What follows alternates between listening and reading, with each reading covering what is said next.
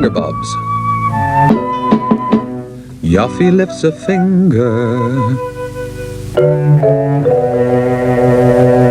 and a mouse is there. Puts his hands together, and a seagull takes the air. Yoffie lifts a finger, and a scampi darts about. Yoffie bends another, and a tortoise head peeps out. These hands were made for making, and making they must do.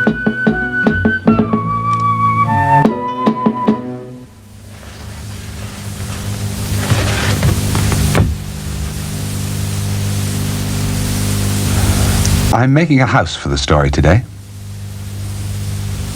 I've already cut holes for the window and the door. And Gulliver is going to help me with the roof. Am I? Says Gulliver.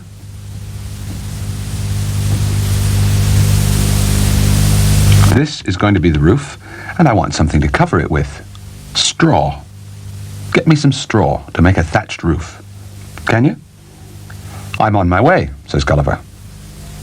I like to rise and stretch my wings, white up under the breeze, and then to dive down, down into the sea, fold my wings behind my back, and float just like a boat. Ah, that's the life for me. And then flap again, and up again, into the wind and air. Flying, flying, it does not matter where. Huh, well, there's no shortage of straw here. I'll collect some.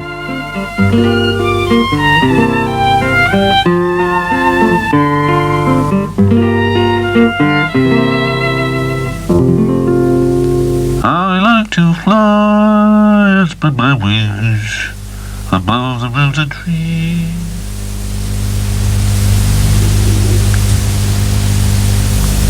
Now let's see, says Fingermouse. What are you making today, Yoffie? Great sheets of cardboard. What's this? A door. Wonder where it leads to. Oh, I get it. You're making a house. Ha! Fingermouse. That's me. What's this? Another wall? No. That's going to be the roof. Well, it's going to be a thatched roof. That's what the straw is for. I'll go and get some more, says Gulliver.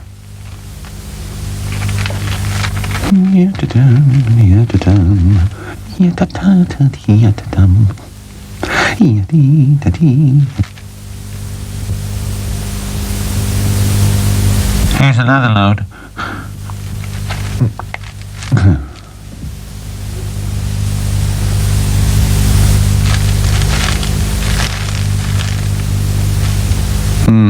This isn't really me, says Fingermouse. There must be something more interesting for me to do. I wonder what's through that door. I think I'll just have a look. Oh, no, you don't, Fingermouse.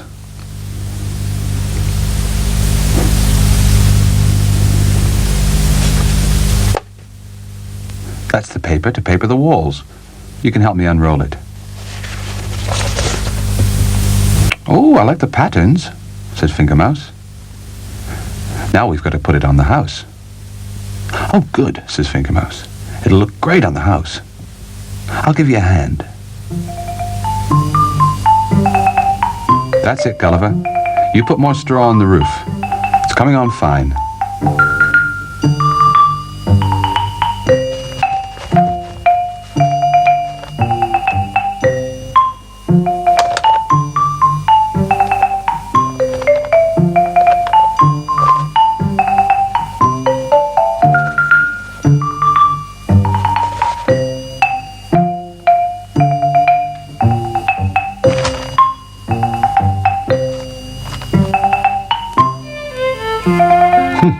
Who'd be an interior decorator?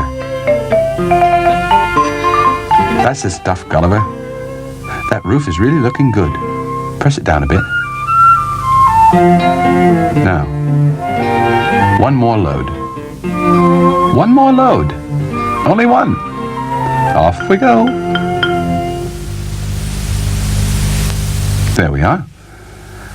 I think we've made a good job of that, says Fingermouse.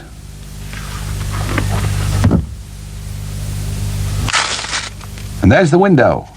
Window Mouse, that's me. I get through windows easily with my famous body swerve. Fingermouse is going to be in the story today, and so are you, Flash. Oh, good. I've always wanted to act, says Flash.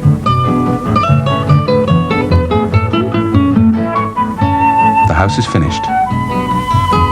The thatched roof looks good, doesn't it, says Fingermouse. On with the show.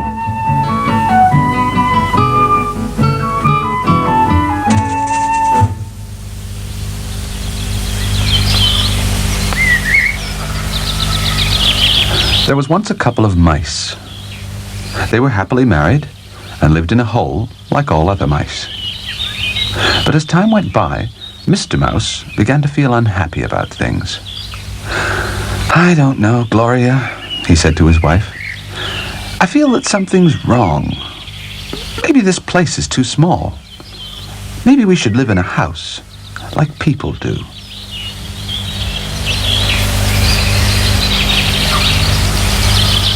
So they decided to leave the hole where they'd lived so long and go and look for somewhere bigger.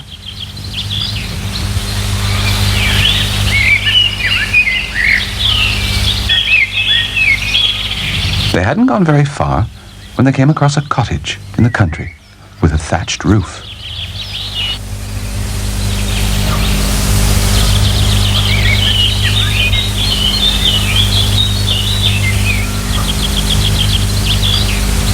This looks a nice place, said Mr. Mouse. Let's go in. Ladies first.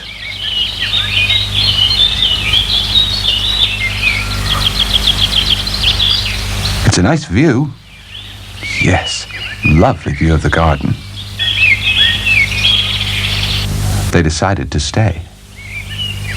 At first, they were very happy there. But it wasn't long before Mr. Mouse felt that the place was too small for him.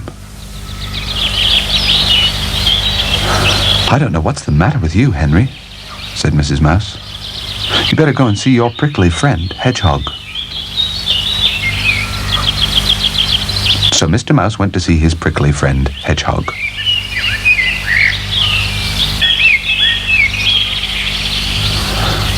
The house is too small, he said. What should I do? Said prickly friend. Go and see Louise. And he went back to sleep. So Mr. Mouse went to see Louise, the squirrel. The house is too small, he said. What should I do? I don't know, said Louise. Go and see Curly. So Mr. Mouse went to see Curly, the sheep. The house is too small. What should I do? I don't know, said Curly. Go and see Scaredy. So Mr. Mouse went to see Scaredy, the crow. The house is too small. What should I do? Go and see Twit, said Scaredy. So Mr. Mouse went to see Twit, the owl. Now Twit was very wise. He understood Mr. Mouse very well and knew just what his problem was. Get some furniture, he said, like people have. I hadn't thought of that, said Mr. Mouse. So he got some furniture and persuaded a friendly tortoise called Flash to bring it to the house.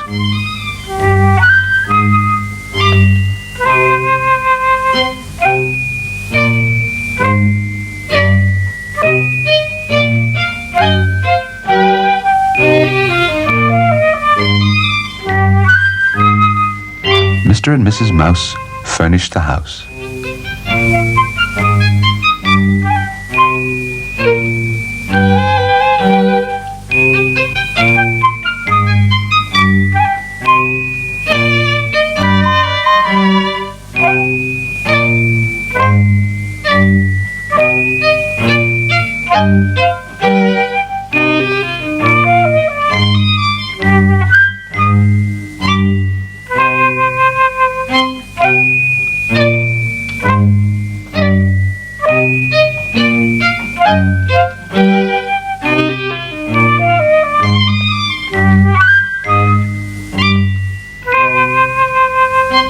a while, they were very happy.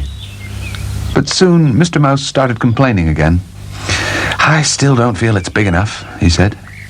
"Why don't you go and have a word with Twit again?" said Mrs. Mouse. So Mr. Mouse went back to the owl.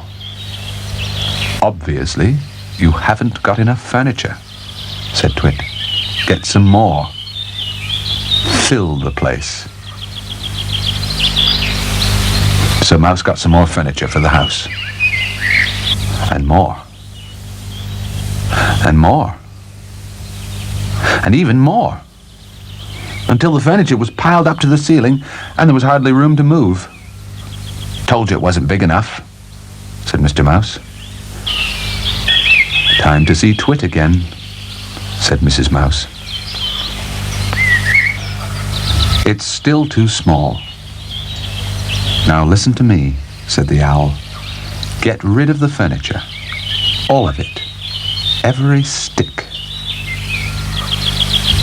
So they got rid of all the furniture and put it outside the house.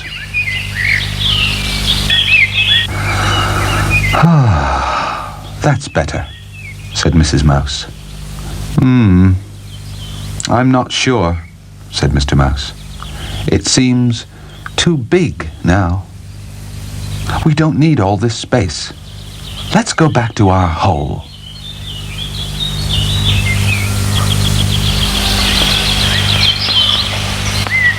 So they went back to their hole. "There's no home like hole," they said.